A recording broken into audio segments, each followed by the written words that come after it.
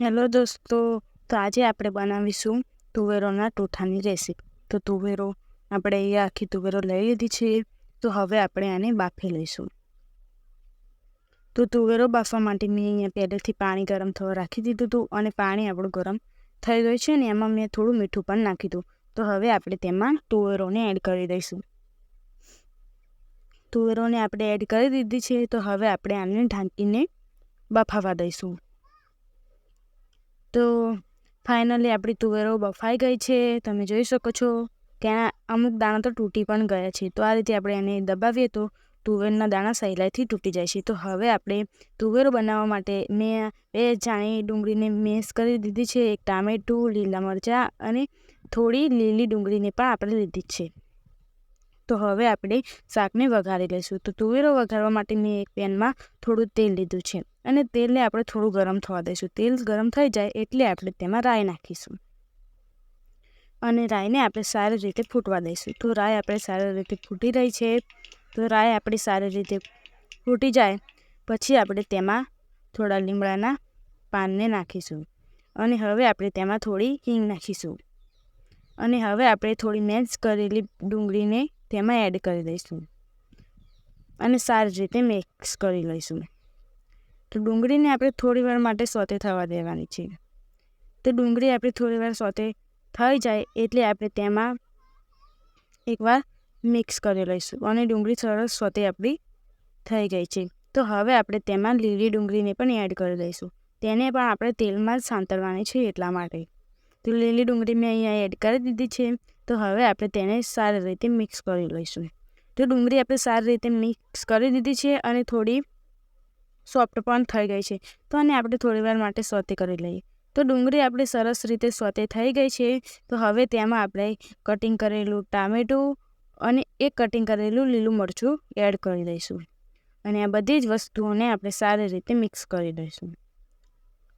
તો બધી વસ્તુ આપણી સારી રીતે મિક્સ થઈ ગઈ છે અને સોતે થાય ત્યાં સુધી આપણે તેમાં નાખવા માટે મસાલા કરી લઈશું. તો મસાલામાં મેં અહીંયા આખા ધાણા, જીરું અને લસણને ખાયણીમાં ખાંડી લીધું છે. ત્યાર પછી આપણે તેમાં 3 ચમચી જેટલું લાલ મરચું પાવડર આપણે તેમાં એડ કરીશું અને અડધી ચમચી જેટલો આપણે તેમાં હળદર પાવડર એડ કરીશું અને હવે આપણે તેમાં થોડો ગરમ મસાલો એડ કરીશું, ઘરે બનાવેલો.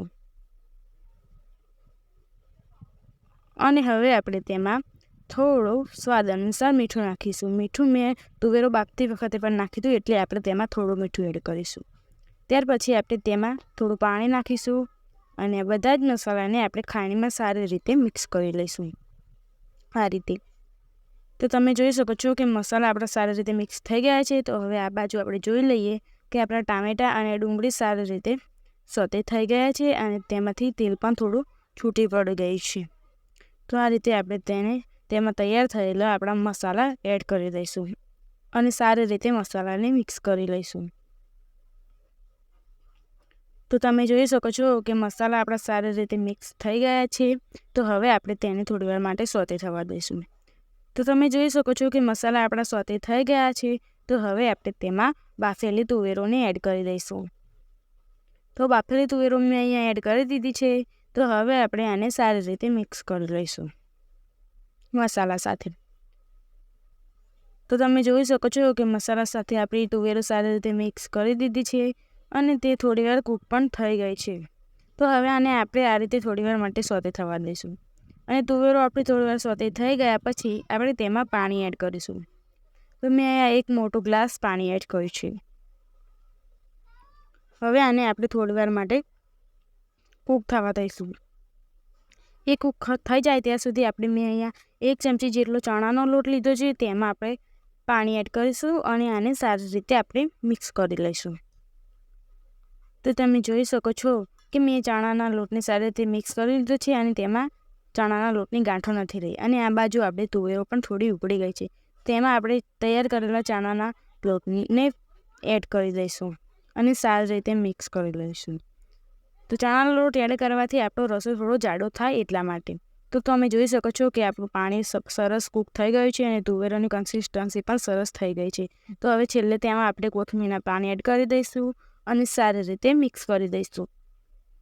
તો બધી વસ્તુ આપણે સારી રીતે મિક્સ થઈ ગઈ છે. તો દોસ્તો તૈયાર છે આપણે ખાવા માટે તુવેરોના ટોઠા.